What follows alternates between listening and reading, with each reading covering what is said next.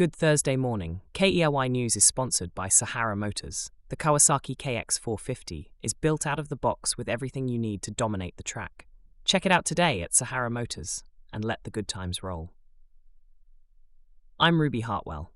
A windy weekend is in store with a red flag warning posted today and a fire weather watch posted tomorrow. Wind gusts in excess of 40 to 50 miles per hour today and tomorrow. Cooler weather is ahead. Look for today's high around 85, cooling to 66 by Sunday.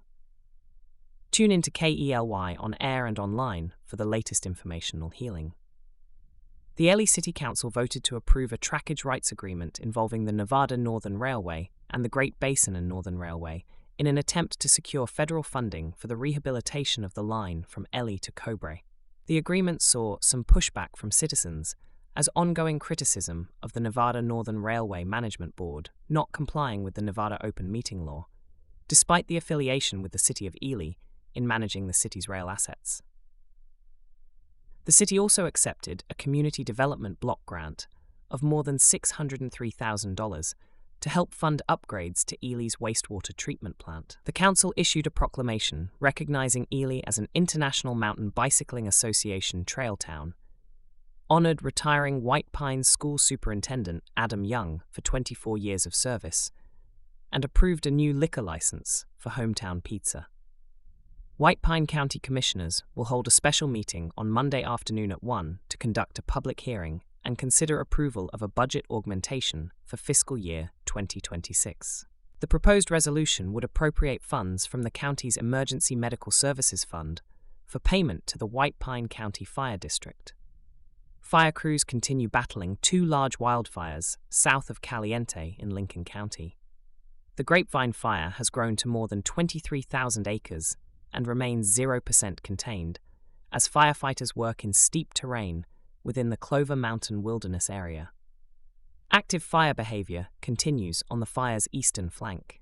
Meanwhile, the Cane Springs fire is now 50% contained at just over 17,000 acres, with crews making steady progress, securing fire lines and extinguishing hotspots. A red flag warning remains in effect through Saturday, bringing strong winds, low humidity, and critical fire conditions. Beaver Dam State Park remains closed until further notice due to the Grapevine fire. Nevada drivers are getting a break at the pump. AAA Nevada reports gas prices have fallen for the fifth straight week, with the statewide average dropping 13 cents over the past week to $4.71 per gallon. A AAA says lower crude oil prices are helping drive the decline as the US and Iran work toward a long-term agreement. The average price is now $4.98 per gallon in Reno and $4.70 in Las Vegas. The average price in White Pine County is $4.30 per gallon, second lowest only to Lander County at $3.97 per gallon. Despite the lower prices, AAA expects heavy holiday travel, with a record number of Americans expected to hit the road for the Independence Day weekend. An inmate at Ely State Prison has died. The Nevada Department of Corrections says 24-year-old Otis Bishop died Wednesday at University Medical Center in Las Vegas. Bishop was serving a sentence of 4 to 15 years for attempted lewdness with a child under 14 and had been in state custody since September. Corrections officials also reported the deaths of two other inmates this week at facilities in southern Nevada. Causes of death have not been released, and autopsies have been requested in all three cases. Another major natural gas power plant is being proposed to support northern Nevada's growing data center industry. Nexus Fulcrum LLC has asked state regulators for approval to build a 510-megawatt gas-fired power plant at the former Sierra Biofuels site near the Tahoe Reno Industrial Center. The project would provide behind-the-meter power directly to data centers, bypassing NV Energy's transmission system. If approved, the facility would include 9 gas turbines and could begin construction in 2027. The proposal comes just weeks after another developer sought approval for a separate 350-megawatt gas and diesel-powered project, highlighting the rapidly growing energy demands of data centers in northern Nevada. Nevada's unemployment rate edged lower in May. According to the Department of Employment, Training and Rehabilitation, the state's seasonally adjusted jobless rate fell 0.1 percentage point to 5.2%. Among Nevada's metro areas, unemployment was 5.3% in Las Vegas, 4.1% in Reno, and 4% in Carson City. Humboldt County posted the state's lowest unemployment rate at 3.5%, while Mineral County recorded the highest at 9.1%. The White Pine County unemployment rate rose 0.2% to 4.6%. 174 of the 3,776-person labor force remains out of work. Nevada ranks as the third most earthquake-active state in the nation, and seismologists say residents should be prepared for the possibility of a major quake. Experts with the Nevada Seismological Laboratory say the state has experienced powerful earthquakes in the past, including magnitude 6.8 and 7.1 events in central Nevada in 1954. While no earthquakes of that size have occurred since, fault lines throughout the state remain active. Officials are encouraging Nevadans to keep emergency supplies on hand, including food, water, first aid kits, and other essentials, in case communications and supply chains are disrupted. Seismologists are also working on plans for a Nevada earthquake early warning system, similar to one currently used in California.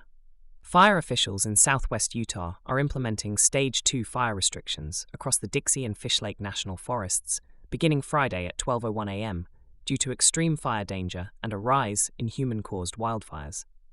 The restrictions ban campfires, charcoal grills, smoking outside enclosed vehicles or buildings, and limit activities such as welding, chainsaw use, generators, and off-road vehicle travel during the hottest part of the day.